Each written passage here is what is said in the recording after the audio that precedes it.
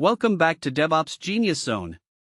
Today we are covering Kubernetes Network Policies, secure your cluster traffic, and if you are working in DevOps or trying to break into the field, this is one you cannot afford to miss. Kubernetes is the container orchestration platform running at virtually every major US tech company. I'm going to walk you through everything you need to know. We'll cover the core concepts, how it works under the hood, how to get started the right way, and the best practices that senior engineers use in production at real US tech companies. By the end of this video, you will have a clear, actionable understanding of Kubernetes network policies that you can apply immediately. I'll also share some common pitfalls and how to avoid them, plus real-world examples from companies you know. First, let us talk about why Kubernetes network policies matters so much right now. The US job market for DevOps engineers is stronger than ever, and companies are specifically looking for engineers who understand these tools deeply, not just on the surface. In 2025, DevOps roles in the US command salaries between $130,000 and $190,000, and that number is only going up. Knowing Kubernetes network policies inside and out can literally change your career trajectory. If you're preparing for a DevOps interview, expect to be tested on Kubernetes network policies. Recruiters are filtering for these keywords, and hiring managers want to see hands-on experience. I've heard from candidates who landed offers simply because they could discuss Kubernetes network policies in depth during a technical round.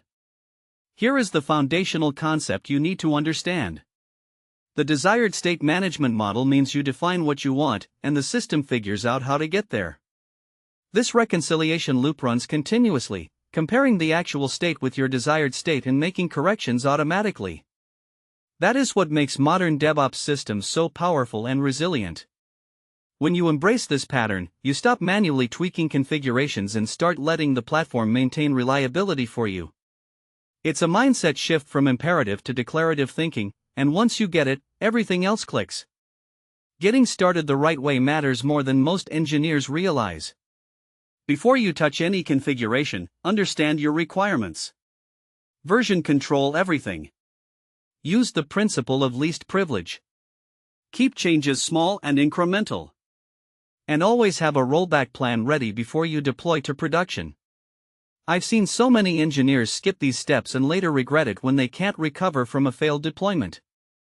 Your future self will thank you. I always tell my ments, if you can't draw the architecture on a whiteboard, you're not ready to implement it. Best practices from senior engineers are straightforward but often overlooked. Automate the repetitive work. Document your decisions, not just your configurations. Test in staging before production. Monitor everything. And when something breaks, and it will write a postmortem and learn from it. One of the most effective habits is to always ask, can I undo this in under a minute? If the answer is no, you need a better rollback plan. I also recommend setting up a dedicated runbooks repository with step-by-step recovery procedures. The most common mistakes I see junior DevOps engineers make are skipping the planning phase, ignoring security until the end, and not handling failures gracefully. Avoid these and you are already ahead of most candidates.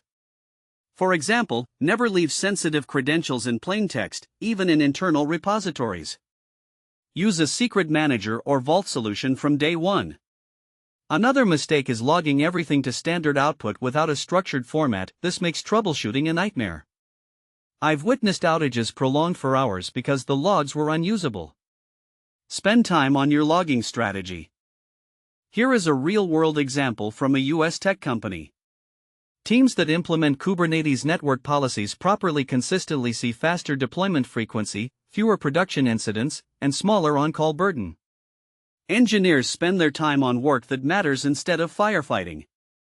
I recall a team at a major streaming service that adopted Kubernetes network policies and reduced their mean time to recovery by 80%. That's the kind of impact we're talking about. Another e-commerce company cut their cloud bill by 40% after properly tuning Kubernetes network policy settings. Now let us dig deeper into the specifics of Kubernetes network policies.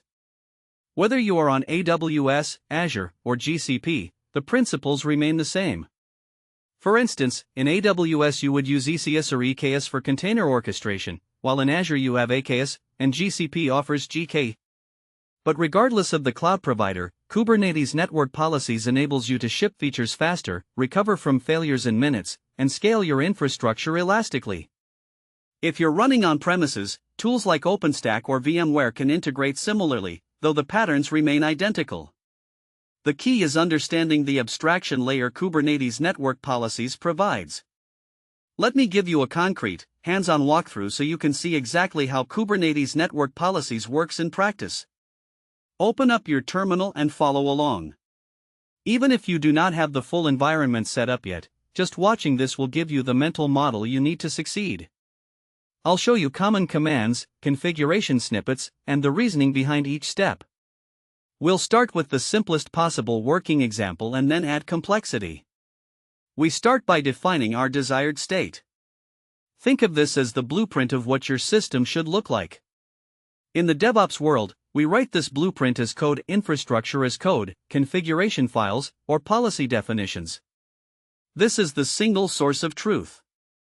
For example, you might write a YAML file that describes how many replicas you want, which image to run, and what environment variables to set. I'll walk you through a typical manifest and explain each field. Once the blueprint is defined, the next step is to let the system reconcile the actual state with the desired state.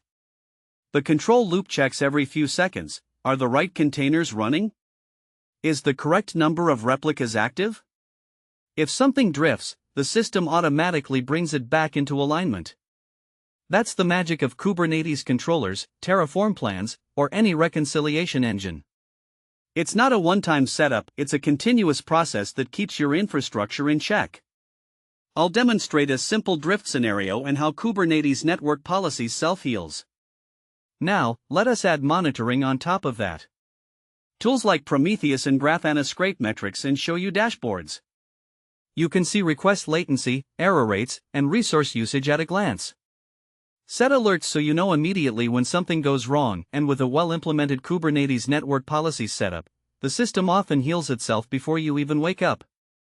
For a production system, I recommend creating 4 golden signals: latency, traffic, errors, and saturation. These give you a complete picture of system health. I'll show you how to set up a basic dashboard. Another crucial aspect is security. In the US, regulatory compliance frameworks like SOC 2, HIPAA, and PCI DSS require you to have complete visibility and control over your infrastructure. Understanding Kubernetes Network Policies helps you meet those requirements without slowing down development. Always follow the principle of least privilege, grant only the permissions absolutely necessary. Also, regularly scan your container images and runtime environments for vulnerabilities. Tools like Trivy or SNYK can be integrated directly into your CI pipeline. I'll explain how to bake security into every stage of your delivery lifecycle. Let us also talk about cost optimization. Cloud bills can spiral out of control if you are not careful. With Kubernetes Network Policies, you can set resource limits, schedule non-production environments to shut down at night, and use spot instances for fault-tolerant workloads. These simple steps can cut your cloud spend by 30 to 50%. For example, a properly configured Kubernetes cluster with horizontal pod autoscaling can automatically scale down during low traffic and save thousands per month. I've seen companies waste tens of thousands of dollars simply because they never set resource requests. The community around Kubernetes Network Policies is one of the most active in tech. There are dedicated Slack workspaces, Discord servers, local meetups, and global conferences like KubeCon, reInvent, and HashiConf. The DevOps community in the US is incredibly welcoming and always willing to help newcomers. I encourage you to join a few groups and start learning from practitioners who work at companies like Netflix, Spotify, and Airbnb. Don't be afraid to ask questions, even senior engineers rely on the community to solve tricky problems. I'll share some of my favorite resources at the end. To summarize, Kubernetes Network Policies is critical in the 2025 US DevOps job market. Start right by understanding requirements before touching configuration and version control everything. Follow best practices around least privilege, small changes, automation, and documentation. Monitor everything from day one, and always have a rollback plan. The market rewards engineers who deeply understand these concepts, not those who merely copy-paste commands. If you can demonstrate Kubernetes Network Policies knowledge in an interview, you'll stand out immediately. If this video helped you, please smash the like button. It helps DevOps Genius Zone reach more engineers in the US who are working to level up their skills and their careers. Subscribe so you do not miss a single video. We publish brand new in-depth DevOps content every single day. Drop your questions in the comments. I personally read and respond to all of them. See you tomorrow.